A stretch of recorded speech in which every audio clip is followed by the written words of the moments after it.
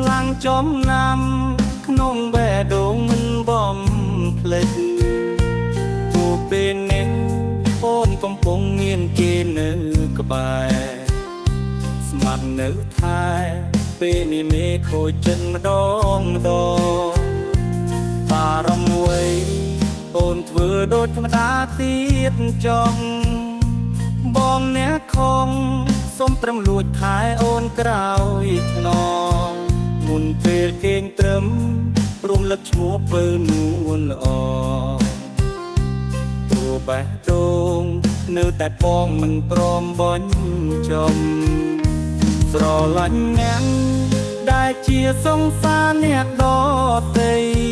ធ្លាប់ថ្នមបីតែវ័យត្រូវបានបញ្ឈប់តែក្តីស្នេហ៍មកដល់ពេលនេះនៅមិនស្អប់ចង់ឃើញមុខហើយវិលត្រឡប់មកជួបខ្ញុំវិញអូនប្រាប់ថាស្នេហ៍យើងទាំងពីរចប់យូរហើយធ្វើមិនដេចឡើយបើចិត្តបងនៅតែស្រឡាញ់គួរឈឺចាប់ក៏ស៊ូទ្រាំឲ្យអងអត្ថន័យ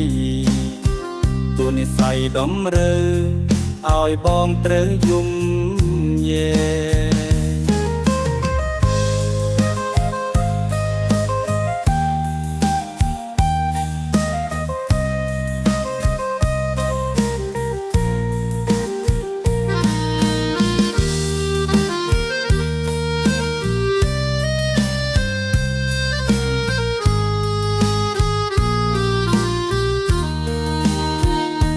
ស្រឡាញ់អ្នក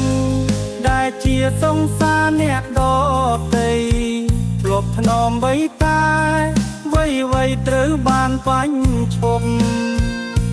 តែក្តីស្នេហ៍មកដល់ពេលនេះនៅមិនស្អប់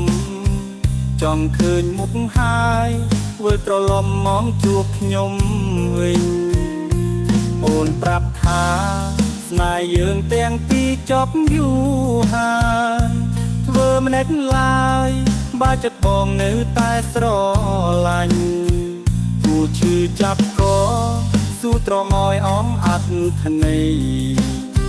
ទូនិស័យដំរើឲ្យបងត្រូវយំ